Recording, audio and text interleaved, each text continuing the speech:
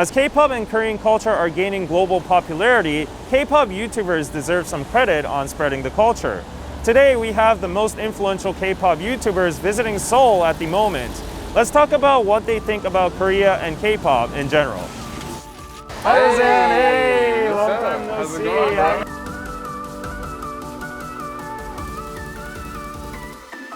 So we're actually going to this restaurant BTS used to go when they were their trainee years. Like their old big hit buildings over there and stuff. Nearby. Yeah.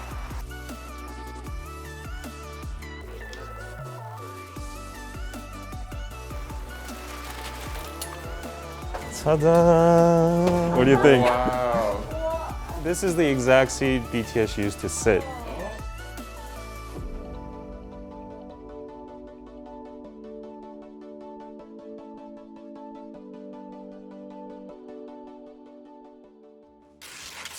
First of all, could you guys introduce yourself briefly?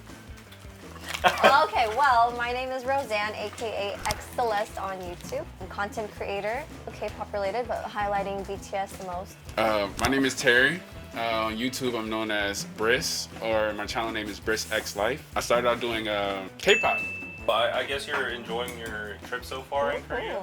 Like, what brings you to Korea despite this whole COVID? We are like interviewing a few idols. We're vlogging. We're just kind of want to get into like Korean culture and like lifestyle videos and stuff like that. For me, the most important is like meeting like my friends. This is my second time here. This is her fourth time here. So we made like a lot of friends. Through them learning about their stories, living here in Korea, just learning more about their culture, and of course, you know, food. The food. Right. What's your favorite food so far in Korea? Can't get over samgyeopsal or like barbecue. Korean barbecue is just still my favorite. So basically, we have all the menus out. This is called the Kpop. Sampa. You're gonna wrap those meat inside these vegetables, rice, and other ingredients. Put it in your mouth like this. That's called sam. And also we have the army stew. It's not the BTS army, but originated from the US Army actually. And also this is a special meal. The 사장님 here, the owner, made it for BTS because they like this meal. It's bibimbap. You put rice inside it, and then you just like mix it up and eat it. That's Top. All right, here we go. Wow. That's good. Wow. I can see why. Okay, I see. Okay.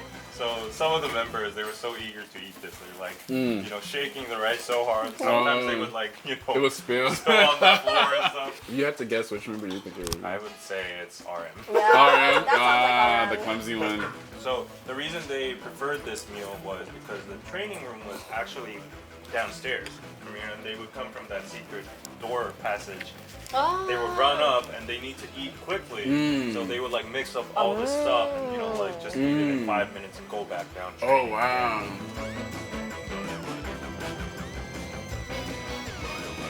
Mine was back in 2006. I was in middle school, and I had a friend who gave me a DVD, and it had like HOT, Baby Box. The first artist I ever got into was BoA. And then my first K-pop group was TVXQ, and then that's just how I got into it. So you were OG. Yeah, I would like to say it. What about you, Terry? For me, I seen BTS on the training page on YouTube. I watched like the first 20 seconds of it, and it was so interesting to me because they kind of reminded me of like Chris Brown dancing. So I turned on my camera and recorded a reaction video to it.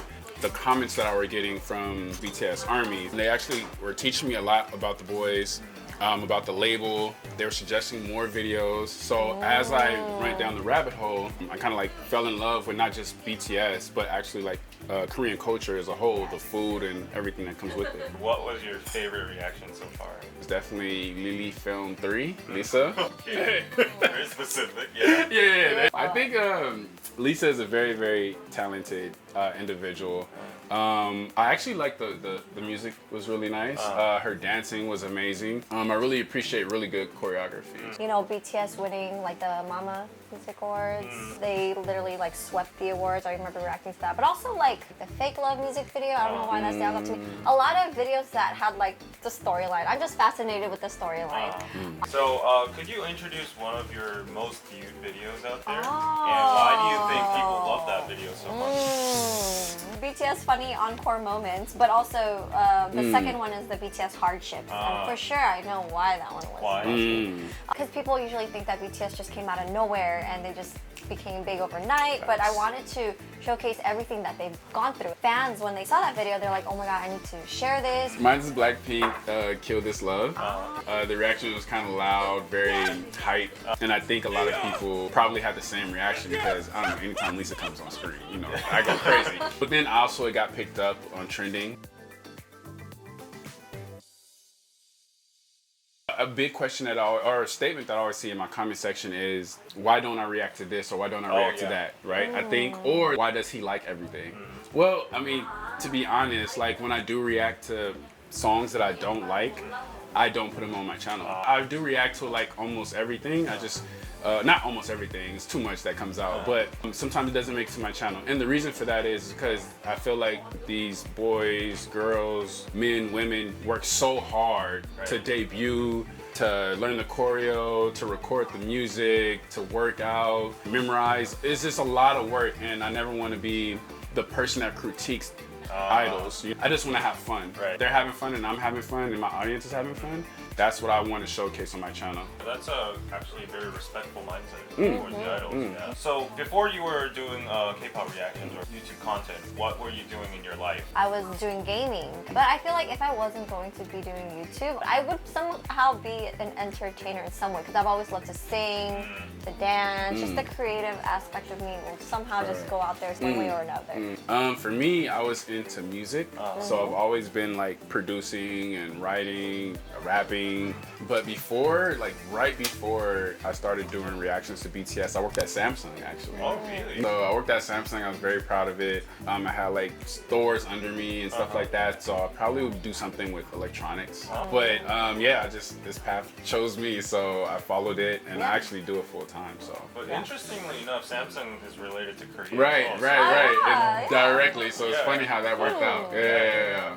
I bet you feel the popularity of K-pop right now. Yeah. Assuming, did you see this coming, the hype? If you were to ask me this back in 2006, I would have said no. But as time progressed, like I realized, you know, when Big Bang and 21 was becoming a little bit more prominent, that's when I was like, you know what? I think it could be a big thing. It's because, you know, it's totally different from the music industry in the US. I didn't think it'd be this big. Like for me, for BTS to be this big, I don't know, I would like to say I kind of knew they were gonna be big. But you know, it just makes me proud to know that. No, definitely not. And the only reason I say that is because the accomplishments that BTS have done is kind of like, I would have thought impossible.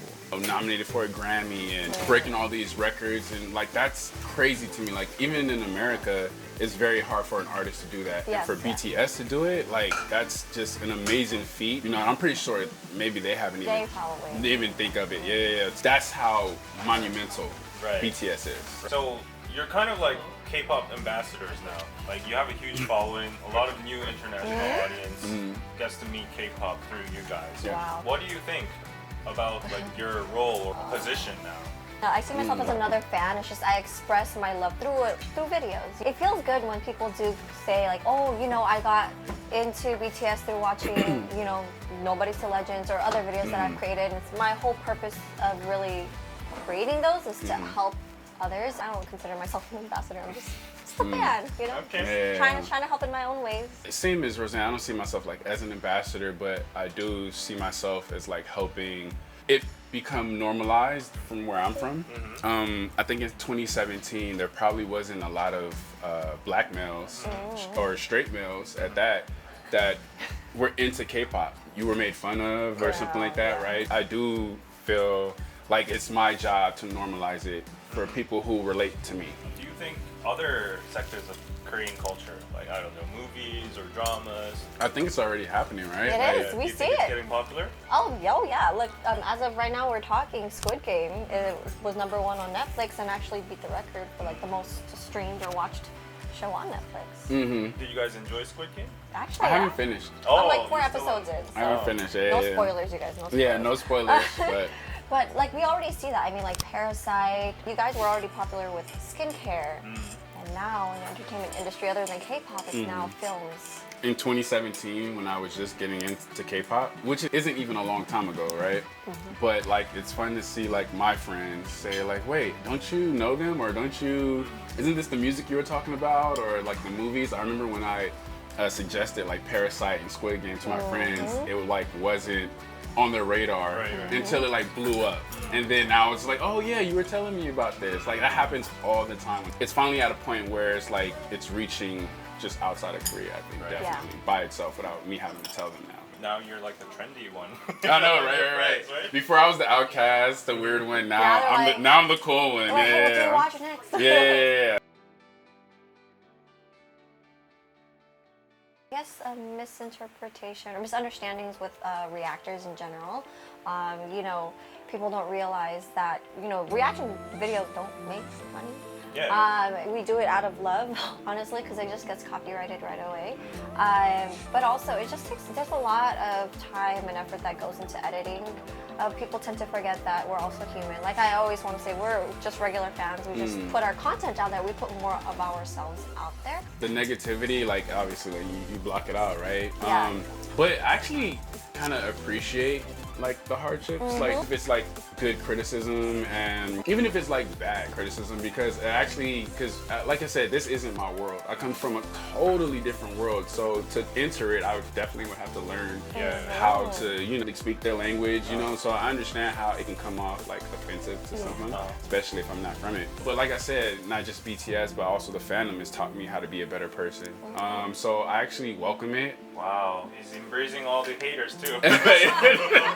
Actually, you're not really successful unless you have haters. Oh, so that's another thing too. You mentioned you're interviewing some K-pop idols. So how does it feel to actually physically meet these idols? It's just really cool to see how they are as humans, and we want them to feel comfortable around us when we interview them or play games. Like I love doing interviews, but I feel like you get more. You kind of break the ice when you do like actual games with them, or stuff that they enjoy to do and they're laughing and having fun. I prefer like just hanging out. If you could interview an idol, come on, like how obvious is like the answer to this question? Which idol would you interview? I know where this is going. Okay, wait. What if we couldn't pick BTS? Lisa, I would love to interview Lisa. I mean, actually, I would want to dance. I would want to definitely meet Blackpink for sure. All of them. I love EXO as well. EXO, okay. Yeah, so I would love like Baekhyun or Dominic, aka Dio.